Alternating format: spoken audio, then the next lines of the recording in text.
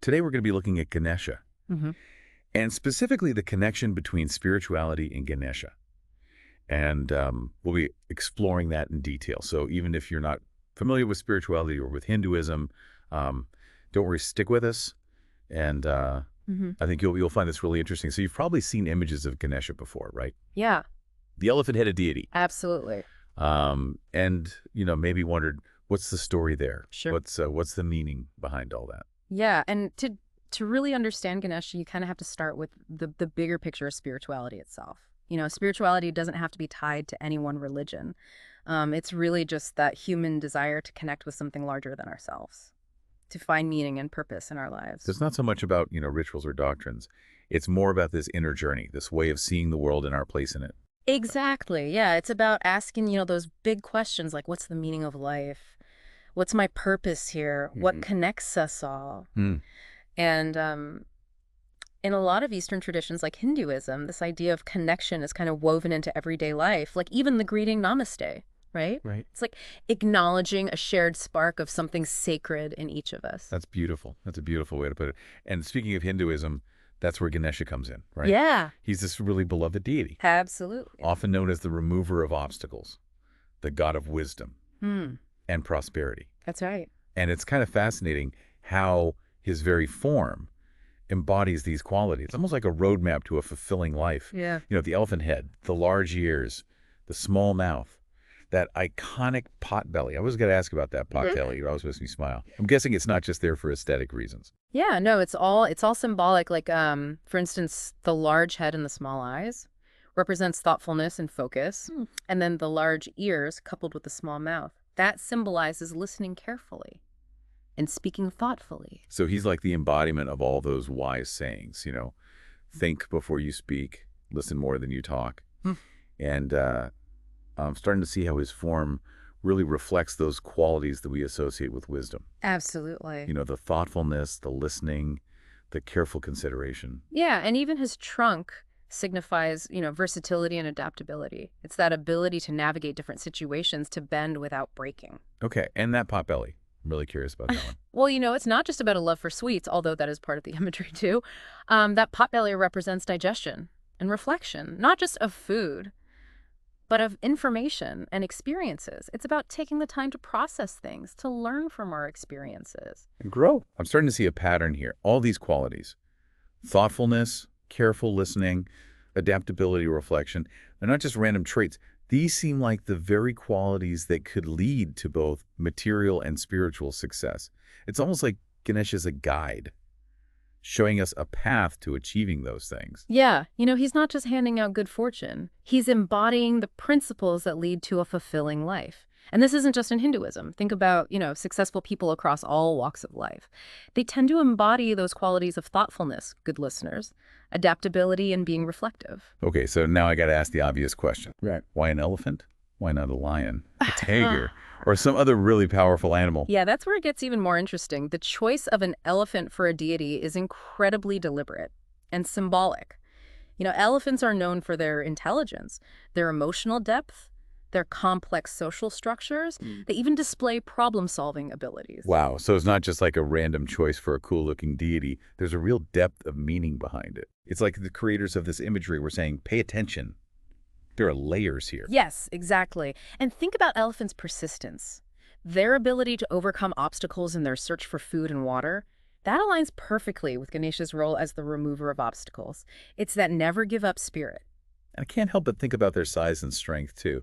It's like they embody this quiet power. No, not aggressive, but unstoppable. That's a great point. It's not about brute force. It's about strength of character and perseverance. And let's not forget their cultural significance, especially in India. They're often seen as symbols of auspiciousness, wisdom, and even royalty. So it's like by choosing an elephant, they tapped into this whole existing set of ideas about elephants. The intelligence, the persistence, the strength, the cultural reverence, and they wove it all into the very essence of Ganesha. Exactly. And in Hinduism, there's this deep respect for all of life, seeing it as a reflection of the divine, just like that greeting namaste. It's a reminder that we're all interconnected. And that brings us to a really interesting point. It's like by understanding Ganesha, We're not just learning about a Hindu deity, but we're getting a glimpse into a whole worldview, a Yeah. way of relating to the universe and our place in it. And that seemed to be a key part of spirituality, right? Absolutely. It's about appreciating nature, recognizing the sacredness in everything, and understanding that we're all part of this vast interconnected system. It kind of brings us back to Ganesha in his elephant form, you know. He's almost like a bridge between the human world and the natural world. He encourages us to look deeper, to see that interconnectedness of all things, just as elephants play a vital role in their ecosystems. You know, it's funny, we were just talking about how elephants are these intelligent and complex creatures, and it makes you think about how we often put humans at the top of this hierarchy. But Ganesha, with his elephant head, is like a challenge to that thinking. That's a really interesting point. You know, Ganesha invites us to see the divine in all beings, not just in ourselves. And you know, when we start to appreciate nature, recognize the sacredness in everything, understand that we are all part of this vast interconnected system, we really start to understand the essence of spirituality. It really brings it all full circle, doesn't it? Because if spirituality is about connecting to something bigger than ourselves, what could be bigger than realizing our connection to all of life, to the entire universe? It's almost like a shift in perspective.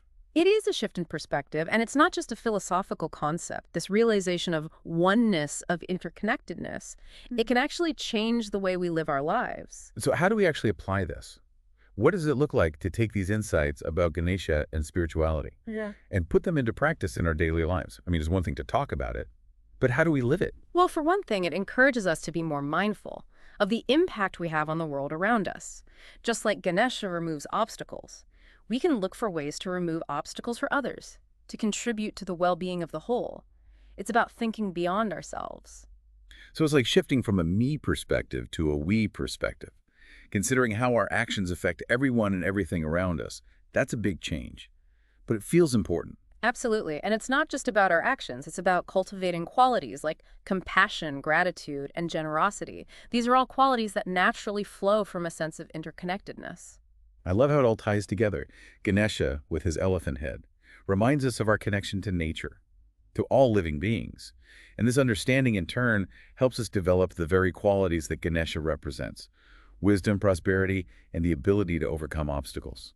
And remember, Ganesha isn't just about material prosperity. He's also about spiritual prosperity, that sense of inner peace and fulfillment that comes from living in alignment with our true nature. It's about tapping into that sense of oneness that we were talking about earlier, realizing we aren't just these separate, isolated individuals, but part of something much grander, something truly awe-inspiring. And when we start to live from that place of awareness, when we embody those qualities of Ganesha, that's when we really begin to experience the richness and beauty of our own spiritual journeys. This has been such an insightful deep dive.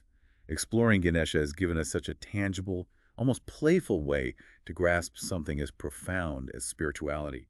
Who knew an elephant-headed deity could be such a powerful teacher? What's fascinating to me is that it's not just about learning about Ganesha, it's about using him as a lens to understand ourselves better, to see our own potential for wisdom, compassion, and overcoming obstacles. It's like he's a mirror reflecting back to us those qualities that are already within us, just waiting to be cultivated.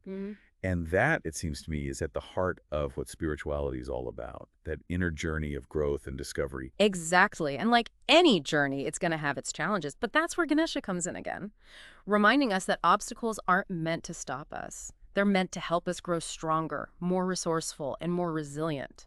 I love that. It's almost like he's saying, bring on the challenges, I'm here to help you navigate them. What a powerful message for anyone, whether you're on a spiritual path or just trying to figure out life's ups and downs. It really is. And as we wrap up this deep dive, it makes you wonder. It's amazing how exploring Ganesha can make these kind of profound concepts of spirituality so relatable and accessible. I mean, who would have thought that an elephant-headed deity could hold so much wisdom for us? It's true. And what I find particularly insightful is that Ganesha doesn't just represent spirituality in some abstract way. He embodies it through his specific qualities. Think about his thoughtfulness, his ability to listen, his adaptability, his persistence. These aren't just virtues, they're active tools for navigating life's challenges. It's like he's not just a symbol, he's a blueprint. He's showing us that spirituality isn't just about believing in something, it's about doing something. It's about embodying those qualities in our own lives. Exactly. It's about taking those insights and actually applying them to the obstacles we face, the decisions we make, the way we interact with the world. And it's in those moments, I think, that spirituality truly comes alive. It becomes less about a set of beliefs and more about a way of being in the world, a way of approaching challenges with a sense of wisdom and grace. And it's something we can all strive for, regardless of our background or beliefs. Absolutely. And that's what makes exploring Ganesha so powerful. He offers a pathway to understanding spirituality that transcends cultural boundaries. It's a pathway that's open to anyone willing to listen and learn. So as we wrap up this deep dive into Ganesha and spirituality, I hope you're leaving with a renewed sense of curiosity and maybe even a bit of inspiration. And remember, this is just the beginning. There's so much more to discover about Ganesha, about Hinduism, about the vast and wondrous world of spirituality. Keep exploring, keep asking questions, and most importantly, keep that elephant-sized wisdom close at heart. Thanks for joining us on this deep dive. Until next time, keep seeking, keep growing. And remember, there's a little bit of Ganesha in all of us, just waiting to be unleashed.